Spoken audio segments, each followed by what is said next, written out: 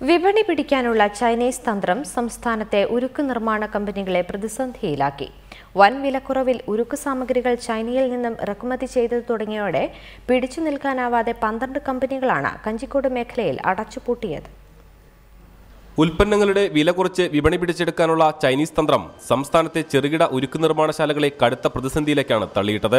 ഏറ്റവും കൂടുതൽ ഉരുക്ക് കമ്പനികൾ പ്രവർത്തിക്കുന്ന പാലക്കാട്ടെ കഞ്ചിക്കോട് മേഖലയിൽ മാത്രം ചൈനീസ് വിപണിയോട് മത്സരിക്കാനാവാതെ 12 കമ്പനികൾ അടച്ചുപൂട്ടി. 30 ഉരുക്ക് നിർമ്മാണ കമ്പനികളാണ് ഇവിടെയുള്ളത്. ബാക്കിയുള്ള കമ്പനികളും പ്രതിസന്ധി നേരിടുന്നു. ഇന്ന് ഏകദേശം ഒരു ടണ്ണിന് 35,000-36,000 രൂപ വെച്ചിട്ടാണ് ഞങ്ങളത് മാർക്കറ്റ് ചെയ്തുകൊണ്ടിരിക്കുന്നുണ്ട്.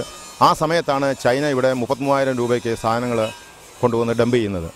ആ ഒരു സ്ഥിതിവിശേഷം വരുന്ന സമയത്ത് നമ്മൾക്ക് യാതൊരു മാനദണ്ഡവുമില്ലാതെ നമുക്ക് ബിസിനസ് ചെയ്യേണ്ട ഗതികേട് വരുന്നു. അതോടുകൂടി കമ്പനി ലോസിൽ പോകുന്നു. സംസ്ഥാനത്തെ ചെറുകിട ഉരുക്ക് നിർമ്മാണ കമ്പനികൾ 1 ടൺ കമ്പിക്ക് 36,000 മുതൽ 38,000 രൂപ വരെ വില ഈടാക്കുമ്പോൾ 32,000 രൂപയ്ക്കാണ് ചൈനയിൽ നിന്നും കമ്പികൾ ഇറക്കുമതി ചെയ്യുന്നതെന്ന് വ്യവസായികൾ പറയുന്നു.